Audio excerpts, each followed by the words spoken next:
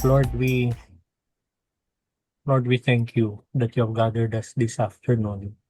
Lord, we know that everyone who is here have answered to your invite, and you have destined, Lord, that this message would be for them this afternoon.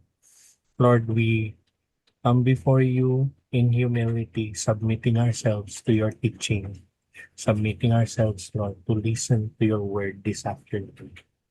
In Jesus' name. Amen, Amen. amen, amen. Anyway, sige po, nasa screen natin yung mga natapos nating mga topics dun sa I Am na series natin. So, yan nga, nag-start sa I Am the Bread of Life. Last week, I Am the Good Shepherd. Dun sa inaral natin nung last week, yung Good Shepherd, ano yung points natin? The Good Shepherd sacrifices himself for the sheep. The Good Shepherd knows his sheep personally, and the Good Shepherd faithfully leads and protects his sheep. We will move forward from this, yung I am the Good Shepherd, this afternoon. Dito naman tayo sa resurrection and the life. I am the resurrection and the life. Yung scripture natin is John 11:25 to 26. Tita Do, pakibasa naman, please. John 11:25 to 26. Jesus said to her, I am the resurrection and the life. The one who believes in me, even if he dies, will live. Everyone who lives and believes in me will never die. Do you believe this? Amen. Amen. Yung we know the story of this one. Yung ang nangyari kasi dito ay yung kay Lazarus. Tapos we will see more of it later, pero it comes from yung account nung namatay si Lazarus. Yung kamatayan is one of humanity's greatest fears and most painful of all realities. Maraming mga tao, all of us have experienced loss. Na subukan na po natin yon, loss of a loved Oo. Forma, broken ano? dreams, Kikita kang Denise. broken Lagi dreams, kayong mga ganyan, no? Madre- broken dreams, declining health, yung awareness of our own mortality, to look at life in a different way nung pinag-usapan natin yung ano nun eh. We were talking about eschatology dito sa Bible study natin. We are thankful for each day na binibigay ng Panginoon sa atin, pero at the back of our minds, each day we know brings us closer to that time naman that we would cross over. Yung John 11 is a record of one of Jesus' most powerful miracles. Binangon niya si Lazarus mula sa kamatayan. Pero, pero, before, and I want us to hear this, na before ginawa ni Lord yung miracle, nagbigay siya ng isang very great declaration about His identity. Ang sabi niya, I am the resurrection and the life. Remember, it is before yung miracle. And Jesus did not merely have to claim the power to resurrect. Hindi. Hindi niya sinabi yun na kaya kong mag-resurrect, although that is true.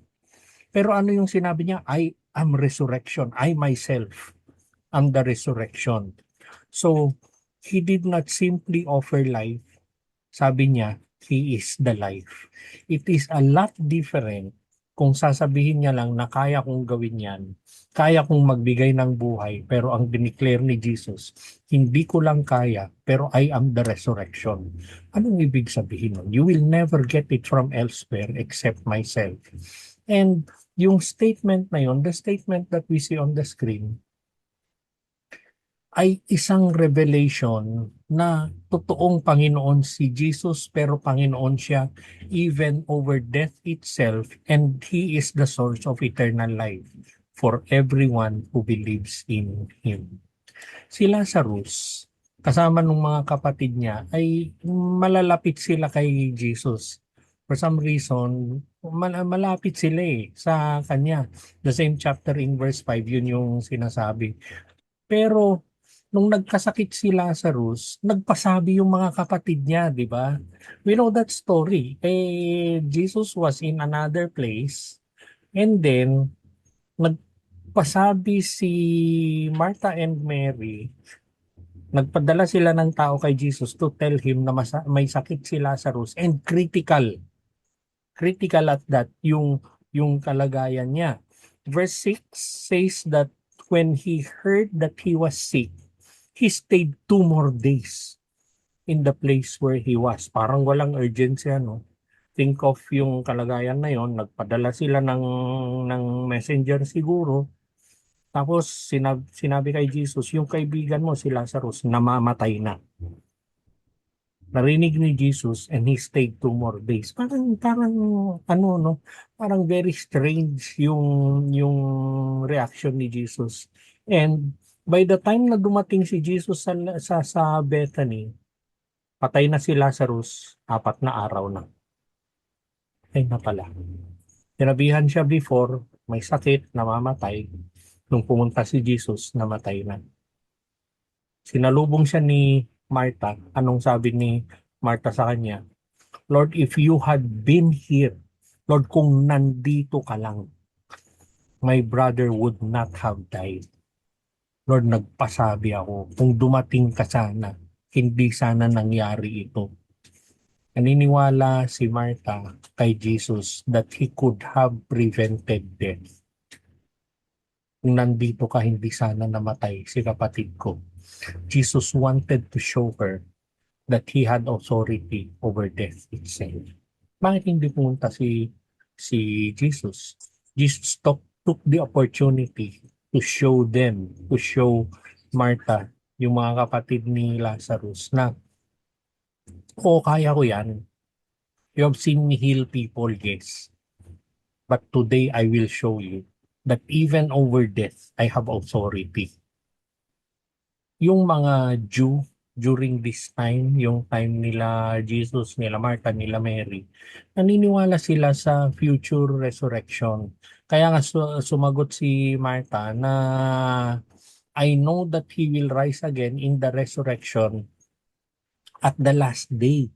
Sabi niya, kasi naniniwala sila sa future resurrection. Sa Daniel pa lang, Book of Daniel, nakasulat na yon. So they believe na there will be a resurrection. Pero anong ginawa ni Jesus? Ni-redirect niya yung attention ni Martha from merely believing in a future event and into trusting in a person.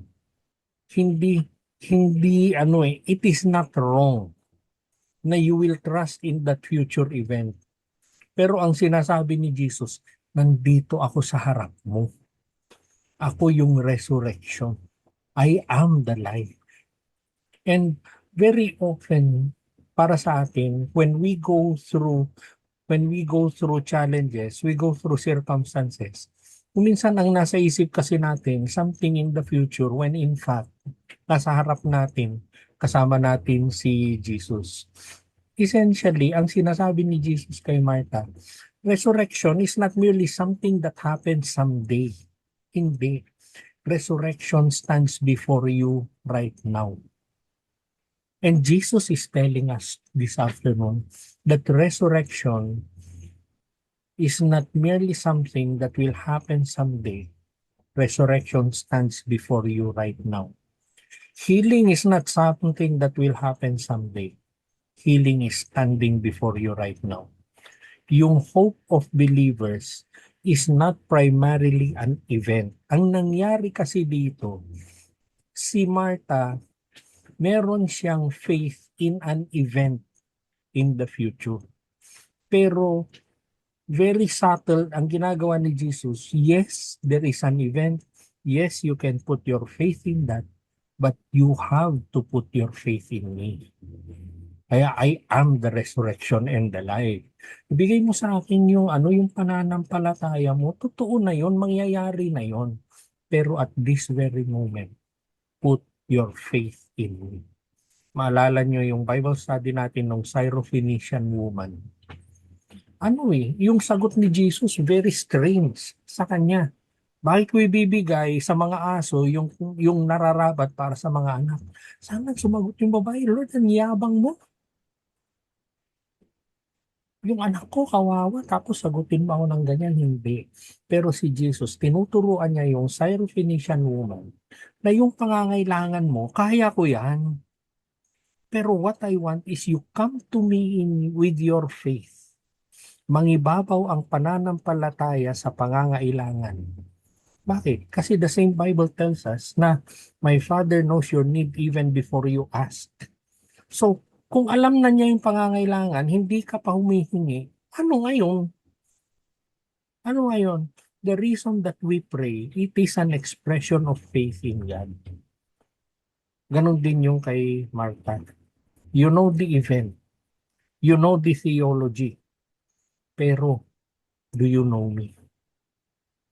Ginamit ng Panginoon, ginamit ni Jesus yung pagkakataon na ito para magpakilala siya. Come to me with your faith. Maski ang pagbangon ng patay, kaya kong gawin yan. In the end, alam nga natin si Jesus, binangon niya sarili niya. We know that. So, yung hope natin is not in an event. Our hope is in Jesus Christ. Jesus meets us in our deepest pain. Oo, merong pain sa buhay natin. Pero yung pain na yun yung venue ni Jesus para salubungin niya tayo. I am the resurrection and the life, sabi nga niya. Si Martha, si Mary, they were grieving. Kasama dun sa namatay yung kapatid nila, I would believe, kasama sa pain nila ay yung Jesus na hindi dumating, na late na dumating. Nanalangin sila, nagpadala sila ng tao, ng messenger, they were hopeful, nananampalataya sila that Jesus could heal Lazarus. Tapos na-delay ang Jesus. And sometimes, yung greatest struggles natin is not with the suffering itself. Pero yung greatest, one of the greatest, if it is not the greatest struggle that we have, ay yung nagtataka ka na, Lord, may pangyayari. Nasaan ka? Yung frustration na, Lord, bakit hindi ka sumagot? Lord, or, Lord, bakit mo pinayagan na mangyari itong ang dami-daming sakit. Cancer pa pinili mo, Lord. Sana sipon na lang. Lord, where are you? Merong faith, merong prayer, meron kang small group na kasama mong nagdadasal. Pero, Lord, naririnig mo ba yung dasal? Kasi kung naririnig mo, bakit hindi ka sumasagot, Lord? Sabi ni Martha sa kanya, if you had been here, my brother would not have died. Buhay pa sana siya ngayon kung dumating ka. And how many times do we ask that from God? Lord, maayos sana eh. Pero hindi ka dumating eh. A lot of us pray the same prayer. Lord, if you had intervened, sana yung marriage ko maayos pa hanggang ngayon. Lord, kung nag-heal ka lang, Lord, sana magkakasama pa kami ngayon. Lord, if you had answered sooner, sana wala kaming pasanin na ganito ngayon. Ang bigat nung salita na binitawan ni Martha kay Jesus. Pero si Jesus, anong ginawa niya? He did not rebuke Martha. Pero anong ginawa ni Jesus?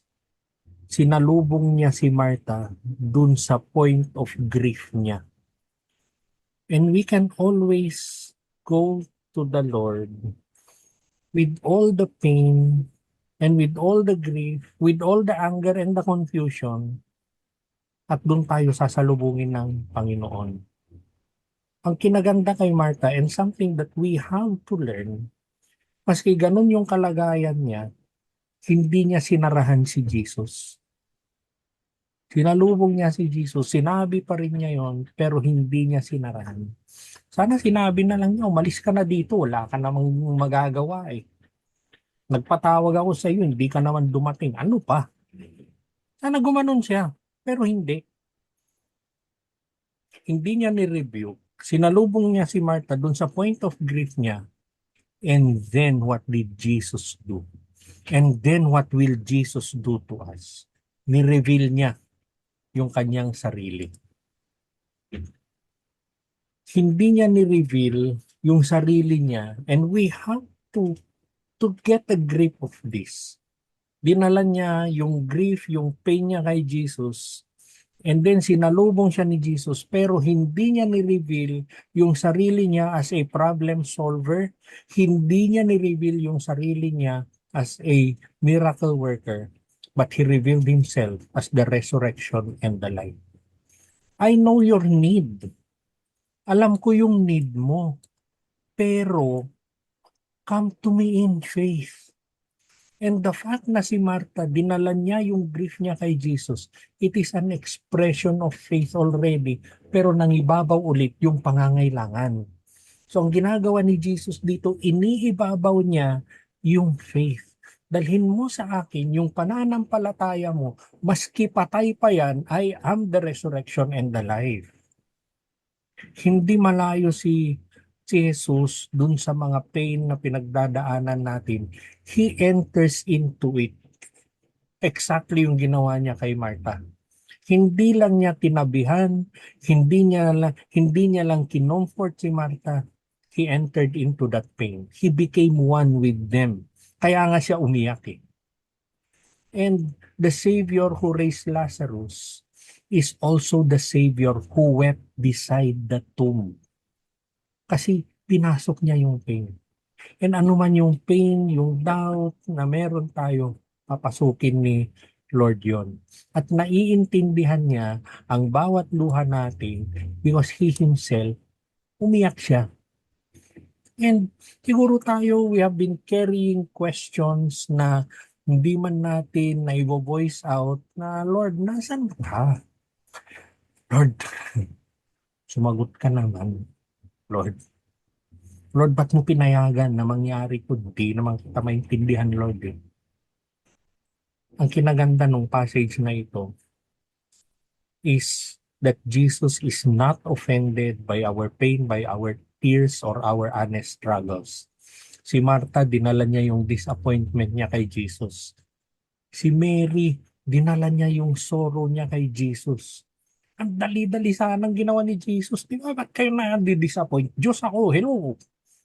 Why do you feel sorrow? Hindi ka ba naniniwala sa akin? Hindi. They brought to him his disappointment, they brought to him their sorrow, and he welcomed them. We welcome ni Jesus, each of them.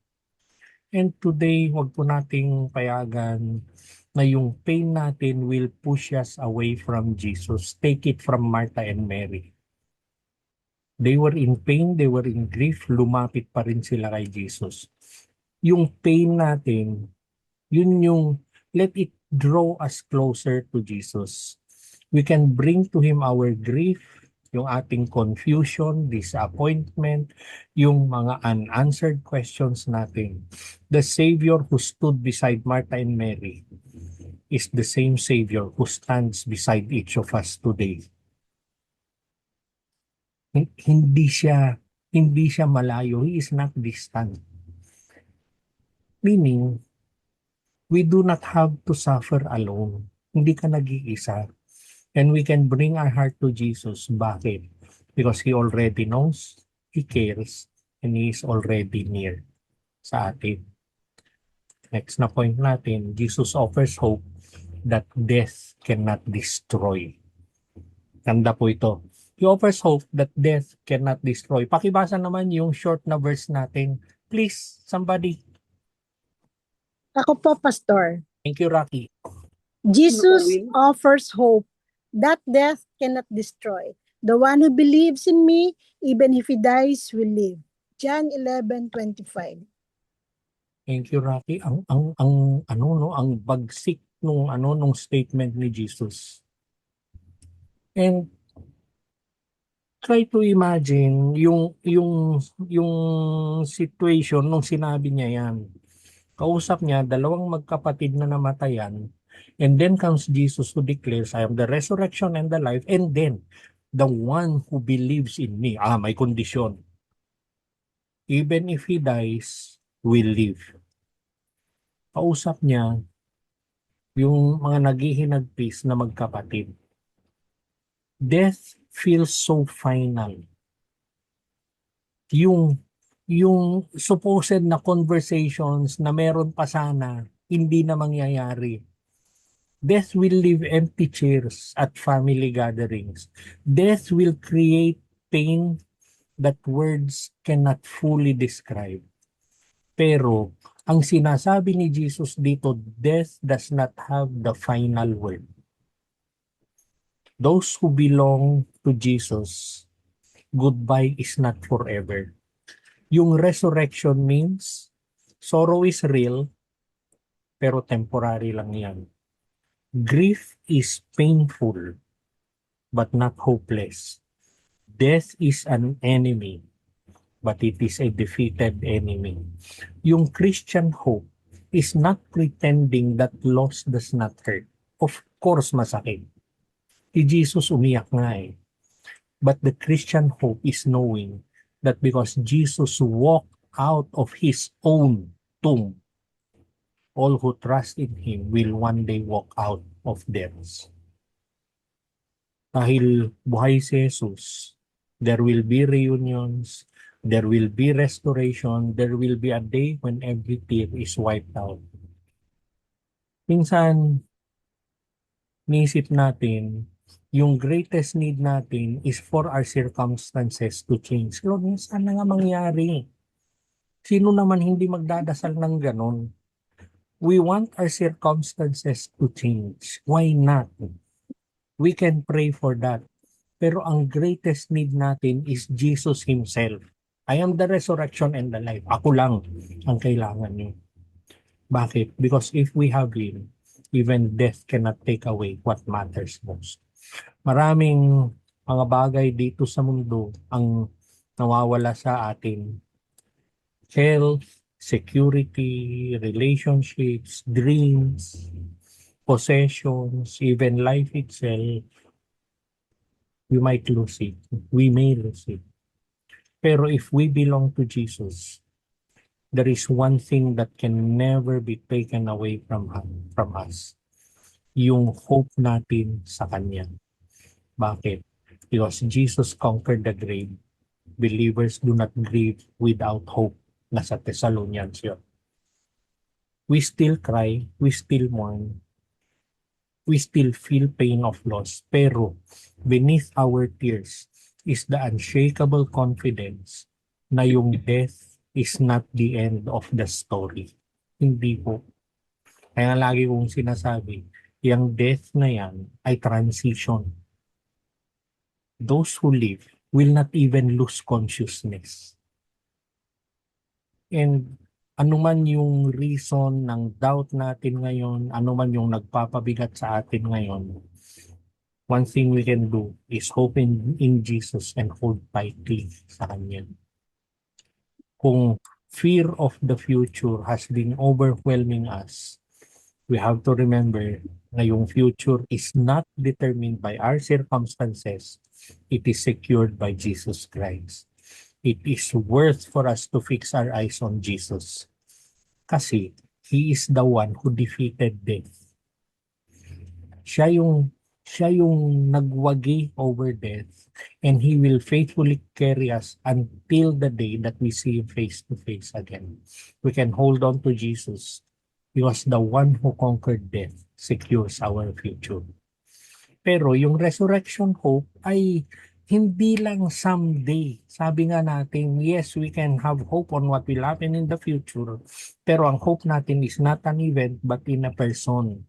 Yung hope na sinasabi natin ay hindi lang someday yan. Ang gusto ni Jesus, may transformation na sa atin today.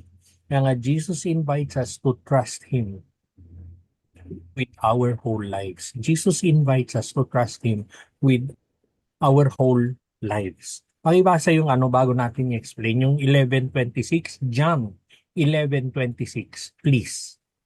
Po na, Pastor Alex. Thank you, Ruben. Everyone who lives and believes in me will never die. John 11 verse 26. Thank you, Yun. Pastor Alex. Thank you. Thank you, Ruben. Nagkaroon ng kondisyon. Nag-declare siya. Dineclare niya yung sarili niya. Wag mawala sa wag mawala sa isip natin yung kondisyon during that time. Dalawang magkapatid, nawalan ng kapatid. Pinatawag si Jesus, hindi dumating. Tapos natuluyan yung kapatid nila, patay na. John 11:26, karugtong nung verse 25 kanina, everyone who lives and believes in me will never die. Tinapos ni Jesus with a very deeply personal question. Do you believe this? Sabi nung verse na yan, yung katuloy niya. Do you believe this?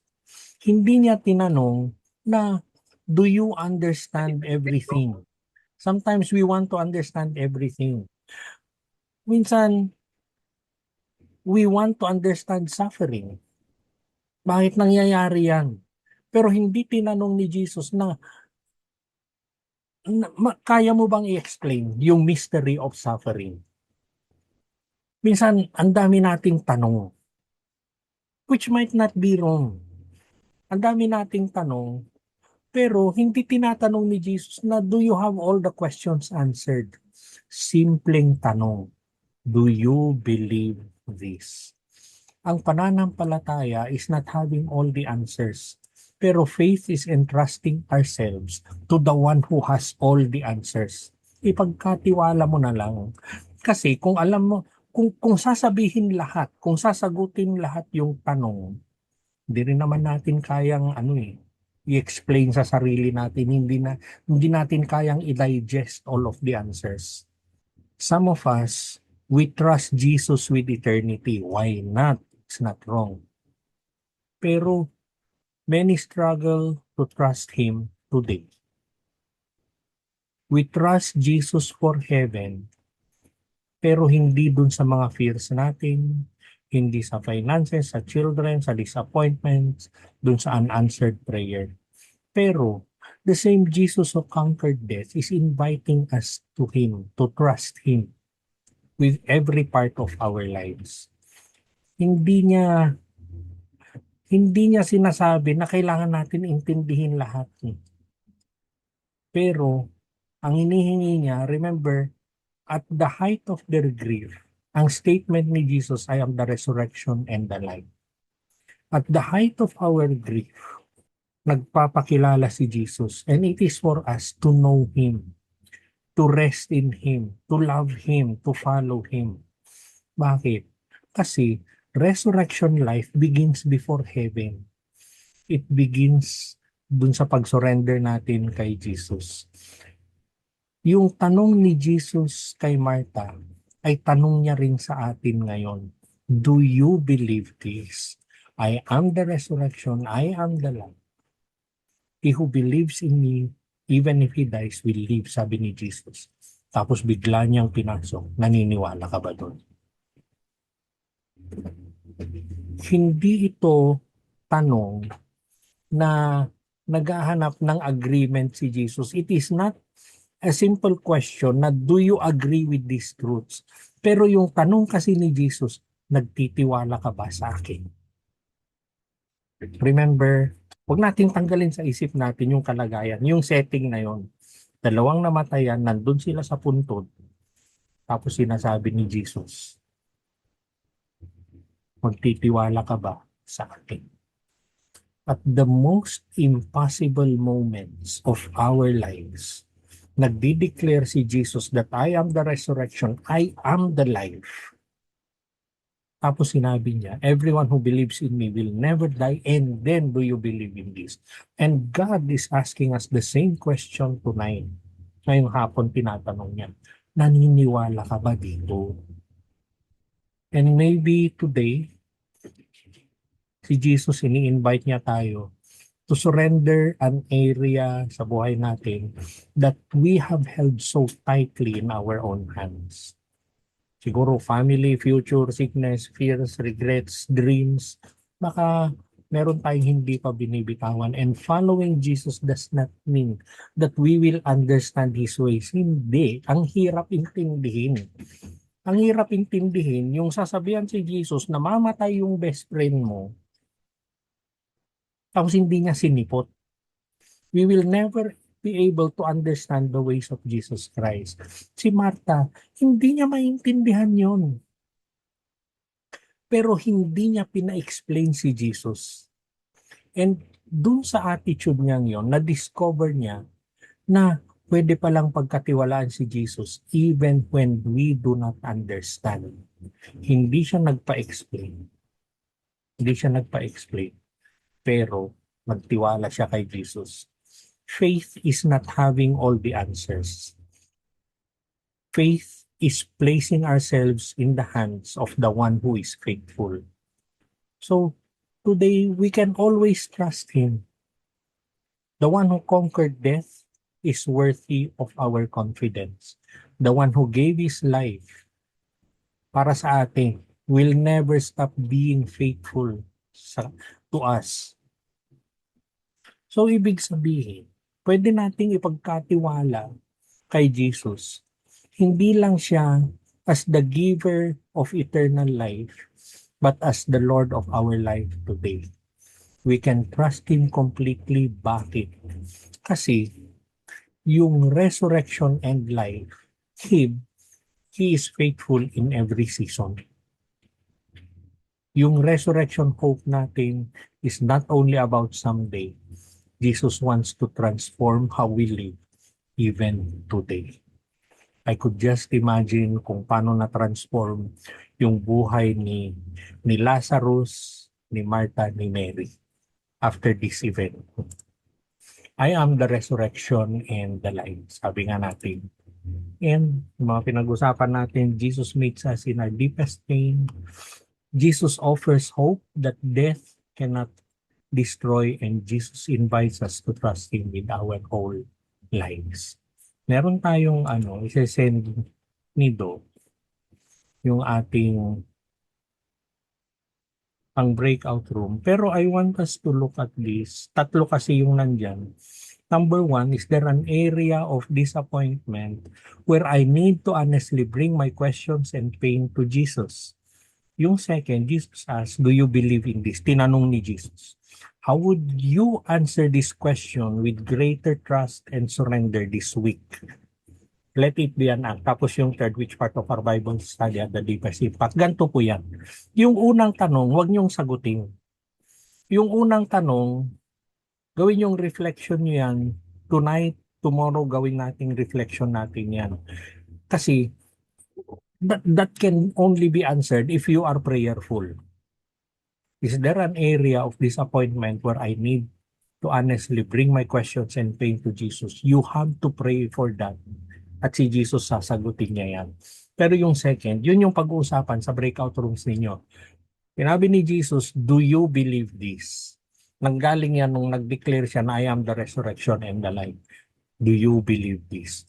Na he who lives, even if he dies, will live. Sabi ni Jesus, imposible yun. Pero Jesus is challenging us now. Do you believe in the impossible? Kasi when you put your faith in that, then the impossible will happen. Gaya ni Lazarus. So, yung tanong na yan, how would you answer this question with greater trust and surrender this week? It is a challenge for us to go deeper in faith sa Panginoon. Ano yung gagawin mo? Tapos which part of our Bible study and the deepest impact on you? Sige po, I am giving you yung breakout rooms ninyo. Ito na po siya. So we talked about yung nangyari kay Lazarus tsaka yung mga kapatid niya. And reminder ito sa atin na hindi malayo ang Panginoon dun sa ating mga suffering. If we could recall dun sa Bible kasi, merong mga ginawa naman si Jesus na healing na malayo, di ba? Malayo sila eh. Meron yung may sakit, meron yung nakasaniban yung anak niya. And he did healing from a distance. Pero for this one kasi, there was suffering that was happening, and it tells us na si Jesus, he walks into our sufferings. Hindi siya malayo, pero he walks into it. He stands beside yung mga people who are in grief, umiiyak siya sa harap ng puntod ng kanyang kaibigan, and he speaks life. Yung Savior who called Lazarus out of the grave is the same Savior who would one day enter his own tomb. Pero 3 days later, death could not hold him. And dahil buhay si Jesus, yung suffering natin is not meaningless, our grief is not permanent, and yung future natin is secure. Yung Savior natin, malapit siya sa atin, hindi siya lumalayo. So, yung question is not simply whether Jesus can raise the dead. Hindi na pag-uusapan yon. Yung question ay ipagkakatiwala ba natin ang ating sarili, ang ating mga sitwasyon sa Panginoon. Kasi, when we talk about our faith, it is not merely believing in the doctrine of resurrection, hindi po, pero it is knowing and loving the one who said, I am the resurrection and the life. Siguro, yung deepest comfort na makukuha natin from this statement from Jesus ay the hands that wipe the tears of Martha, the voice that called out Lazarus from the tomb, the Savior who rose from his own tomb is the same Jesus who is calling us to himself today. Yung invitation niya sa atin na namin mong pasanin, bigay mo sa akin yan. Dami mong akalang imposible sa buhay mo, bigay mo sa akin yan. And I hope ngayong hapon narinig natin yung tawag ni Jesus sa atin. Buhay po siya. Buhay siya. And everything is in His hands. Alam niyo yung warm-up natin kanina, ang sagot ko kasi doon, yung sasabihin ni Jesus sa atin na, I've got your back. I've got this. Meron kang pinagdadaanan, I've got this. Pagkatiwala mo sa akin. Yun po. Buhay po si Jesus. Amen. Amen. Amen.